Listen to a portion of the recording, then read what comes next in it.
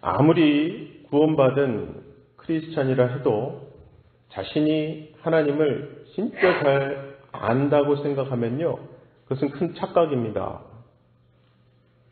하나님은 정말 신묘막측하신 분이고요.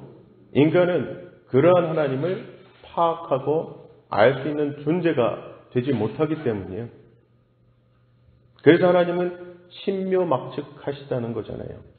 말 그대로 그분의 신기하고 오묘하심이 측량할 길이 없다는 거예요.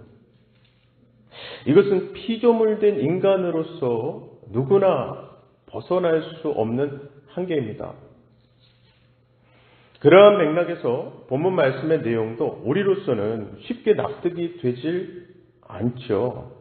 하나님이 사탄과 대화를 나누신다는 것도 그렇고, 욥이 까닭없이 하나님을 경외하지 않을 거라고 하는 사탄의 어떤 도발에 하나님께서 욥의 모든 소유물을 사탄의 손에 맡겨버리시는 이러한 내용들이 우리로서는 쉽게 이해가 되지 않는 거죠. 자, 어제 말씀드린 것처럼 욥기는 욥에 대해 온전하고 정직하여 하나님을 경외하며 악에서 떠난 사람이라고 하면서 시작했습니다. 즉 욥기는 한마디로 행위에 있어서는 무고하다고 할 수 있는 사람에 대한 이야기인데요. 그렇게 욥이 어떤 사람인가에 대한 내용으로 시작한 이야기가 이제 하나님과 사탄과의 만남, 그 대화로 이어지는 겁니다. 하나님과 사탄의 대화에서의 이 주제는 욥에 대한 것인데요. 8절이었죠. 여호와께서 사탄에게 이르시되 네가 내 종 욥을 주의하여 보았느냐. 그와 같이 온전하고 정직하여 하나님을 경외하며 악에서 떠난 자는 세상에 없느니라. 하나님께서 이렇게 말씀하신 것처럼 하나님은 욥의 신앙에 대해서 마치 보증을 서시는 것처럼 단언하십니다. 하나님의 이러한 말씀에 사탄은 9절에서 11절이었죠. 사탄이 여호와께 대답하여 이르되 욥이 어찌 까닭없이 하나님을 경외하리까? 주께서 그와 그의 집과 그의 모든 소유물을 울타리로 두르심 때문이 아니니까? 주께서 그의 손으로 하는 바를 복되게 하사 그의 소유물이 땅에 넘치게 하셨음이니이다. 이제 주의 손을 펴서 그의 모든 소유물을 치소서 그리하시면 틀림없이 주를 향하여 욕하지 않겠나이까? 라는 말로 하나님 말씀에 이 사탄이요 이의를 제기한 거예요. 지금 사탄의 논지는요, 하나님께서 욥이 하는 일들을 복되게 하셔서 그의 소유가 땅에 넘치게 하셨기 때문에 그래서 욥이 하나님을 경외한다는 겁니다. 그렇기 때문에 하나님께서 그의 모든 소유물을 치시면 틀림없이 욥은 주를 향하여 욕하게 된다는 것인데요. 사탄의 이 말에 대해 하나님은 욥의 모든 소유물을 사탄의 손에 맡기십니다. 다만 욥의 몸에는 손을 대지 말 것을 명령하시죠. 이렇게 해서 욥에게는 무고한 자로서의 고난이 시작된 거예요. 우리 시각에서는 욥이 참 억울하다고 생각될 수 있겠지만 사실 그게 바로 욥이라는 이 인간에게 그 고난의 근거와 이유를 두려고 하는 사실 모든 인간의 습성 때문입니다. 자, 무고한 자라면 고난당할 이유가 없다고 생각하는 것이야말로 모든 일, 특히 고난의 근거와 이유를 인간에게 두는 것이고요. 바로 그것이 욥이 까닭없이 하나님을 경외하지 않는다고 하는 사탄의 논지와 같은 거예요. 자, 사탄은 지금 욥이 하나님을 경외하는 것을 조건적인 것으로 본 겁니다. 바로 이것이 하나님을 경외하는 신앙에 대한 사탄의 생각이죠. 아무런 조건도 없이 하나님을 경외하는 신앙 가능하지 않다고 본 거예요. 그렇다면 지금의 기독교인들에게 있어서 신앙을 조건적으로 이해한다는 것이 무엇을 의미하는 걸까요? 예를 들어서 신앙생활 잘하면은 복 받는다. 이 흔하게 들을 수 있는 말을 놓고 본다면 복은 조건적이 되는 거예요. 즉 누구든지 복을 받았다면은 그것이 그 사람 신앙생활 잘했기 때문이라는 의미가 되고요. 반대로 복을 받지 못했다면 그 사람의 신앙생활에 문제가 있기 때문이라는 뜻이 되어버려요. 자, 이렇게 되면 하나님은 당연히 조건적인 분이 되시고 하나님을 믿고자 하는 것도 복을 받기 위한 조건이라서 그 목적으로 믿겠다는 게 되는 거죠. 그리고 결국 이것이 아까 제가 잠깐 말씀드렸듯이 사탄의 논지와 다를 게 없다면 결국 드러나게 되는 것은 조건적인 신앙, 즉 까닭없이 하나님을 경외하지 않는다는 이 생각은 사탄의 사고방식과 다를 바가 없구나라는 거예요. 자, 하나님께서 사탄에게 욥의 모든 소유물을 맡기시는 것은요, 욥이 하나님을 경외하는 이유가 그의 넘치는 소유물이 있지 않음을 하나님 아셨기 때문입니다. 즉 사탄이 욥의 소유를 친다고 해서 하나님을 경외하는 욥의 마음이 바뀌지 않을 것을 하나님은 아신 거죠. 그렇다면 이것은 하나님이 욥을 믿으신 것일까요? 물론 이 표면적으로 보면 하나님께서 욥을 믿으시는 것처럼 보입니다. 그런데 정말 만약에 그렇다면요, 욥이 하나님과 바른 관계에 있고 이렇게 구원을 얻는 모든 것이 욥이 잘해서 욥의 의가 되어버리는 거예요. 정말 만약에 그렇다면 이 욥기의 초점도 어떤 일에서도 범죄하지 않으려고 하는 욥의 어떤 의지와 노력이 되겠죠. 심지어 순식간에 10명의 자녀와 모든 소유를 잃어버리는 그 엄청난 재난 앞에서도 범죄하지 않고 하나님을 원망하지 않는 욥의 어떤 굳센 마음과 인내가 욥의 결론이, 욥기의 결론이 될 겁니다. 자, 본문장의 21절에 보면은 끔찍한 재난을 겪게 된 욥이 이렇게 말하죠. 이르되 내가 모태에서 알몸으로 나왔사온즉 또한 알몸이 그리로 돌아가올지라. 주시니도 여호와시오 거두시니도 여호와시오니 여호와의 이름이 찬송을 받으실지니이다 하고, 이거 욥기 하면은 떠오르는 유명한 욥의 고백 말씀이죠. 지금도 많은 분들이 욥의 이 말을 신앙의 어떤 절정에 이르는 그러한 수준의 고백으로 생각을 합니다. 그리고 자연스럽게 욥과 같은 신앙은 이제 본받자라는 말을 하게 되죠.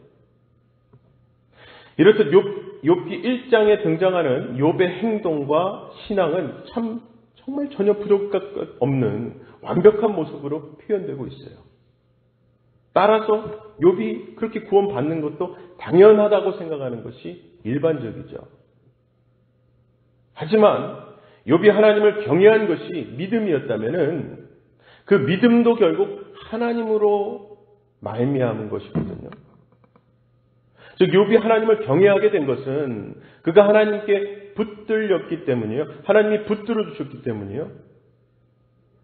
따라서 욥이 재난에서도 하나님을 원망하지 않을 수 있었던 것은 하나님께서 주신 믿음에 의한 거죠. 그러나 그렇다고 해서 욥이 하나님이 누구신가를 온전히 아는 것이 아니었습니다. 그것은 나중에 욥이 자신에게는 고통을 겪을 이유가 없다는 이 말에서 드러나요. 나중에 이제 욥기 31장 6절에서 8절 보면은 하나님께서 나를 공평한 저울에 달아보시고 그가 나의 온전함을 아시기를 바라노라. 만일 내 걸음이 길에서 따랐거나 내 마음이 내 눈을 따랐거나 내 손에 더러운 것이 묻었다면 내가 심은 것을 타인이 먹으며 나의 소출이 뿌리째 뽑히기를 바라노라 하면서 사실 31장 뒷부분이 계속 내가 이렇게 했다면 이렇게 될 거야.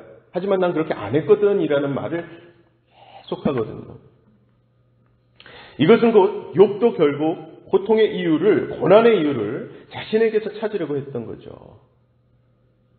하지만 자신에게는 그러한 고통받을 이유가 없다고 생각했기 때문에 욥은 지금 자기의 현재 상황을 이해할 수가 없었던 거예요. 이렇게 욥도 여느 사람들과 같이 자신의 이해의 틀에서 하나님을 생각했음을 우리는 알 수 있습니다.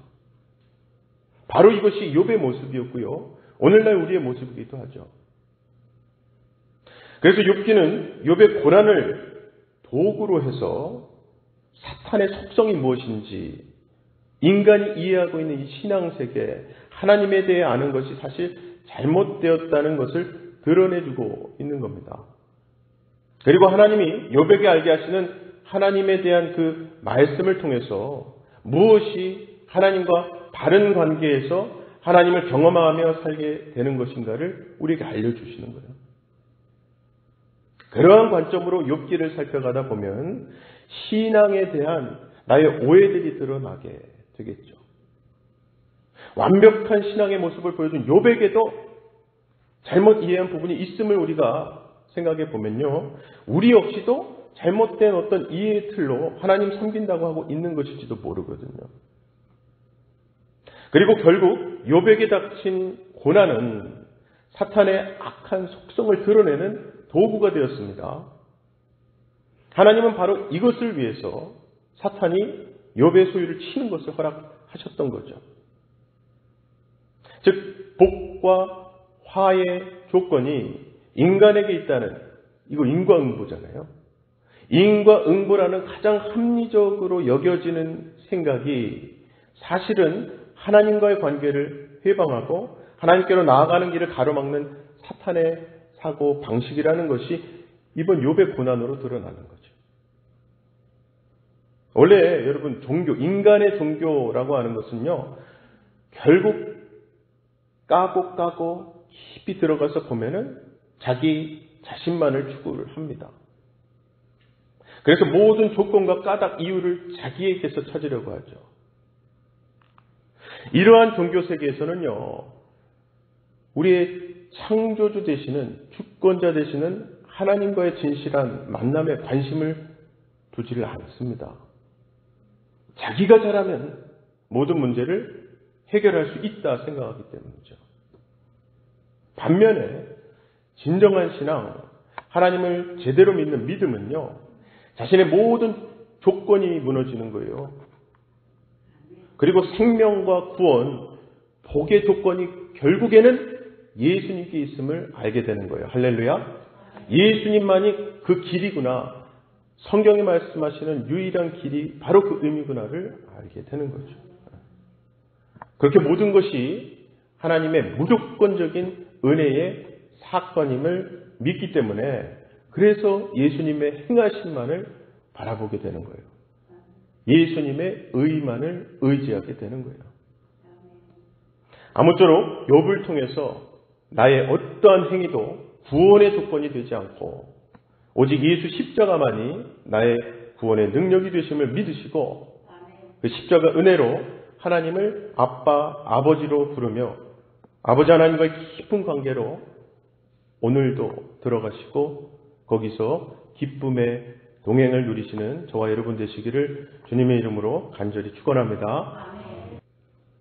두 가지 기도 제목 놓고 통성기도 하려고 하는데요. 하나님, 구원에 있어서도 나의 조건과 행위는 아무 소용이 없고 오직 예수 십자가 은혜로만 구원받듯이 우리가 어떠한 상황에서도 내 방식대로 해결하거나 원망할 게 아니라 그럴수록 내가 하나님께 돌아오게 해달라고, 정말 인생의 폭풍을 속일수록 강력한 폭풍이 있을수록 더 하나님께 깊이 나아가게 해달라고 기도하십시다. 또 하나는요, 우리 주변의 전도 대상자분들 위해서 기도하길 원합니다. 한 영혼이 천하보다 귀하다고 하신 우리 주님 말씀 따라 한 영혼의 구원을 복음을 전하는 나를 통해서 또 우리의 기도를 통해서 이루어지게 해달라고 기도합시다. 다 함께 기도하겠습니다. 사랑의 아버지 하나님, 감사합니다. 하나님 은혜로, 전적인 하나님의 은혜로 우리가 구원을 받았고 믿음조차도 하나님의 주권적인 역사로 선물로 받은 것인 줄로 믿습니다. 받은 자로서 하나님께 줘야 한다는 의무감이 아니라 자녀로서, 아들로서, 딸로서 하나님과 동행하고 하나님을 붙들고 살아가면서 그 하나님을 의지하는 삶 자체가 아버지로서 가장 기뻐하시는 것을 깨닫고 거기에 딱 붙어 있을 수 있는, 어떤 환경에서도 그래서 더 아버지께 깊이 나아갈 수 있는 우리가 되게 하여 주시옵소서.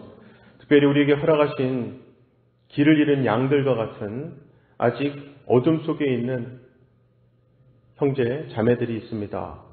하나님께서 한 영혼을 천하보다 귀하게 생각하시고 사랑하시는 그 마음과 뜻을 따라 그분을 또 그 분들을 위해서 기도하고 준비하고 있을 때에 하나님의 때에 우리가 전하는 하나님 사랑 또 복음 무엇보다 우리의 삶이 그분들에게 마음에 와닿고 도전이 되고 그래서 그 발걸음이 하나님 앞에 나와 예배하고 말씀 듣고 교제하는 것이 큰 기쁨이 되는 역사, 그것이 구원의 삶이고 우리가 영원히 누릴 수 있는 영생에 맛보는 귀한 경험인 줄로 깨닫게 되는 역사가 우리 주변 지금의 불신자들에게 일어날 수 있도록 도와주시옵소서.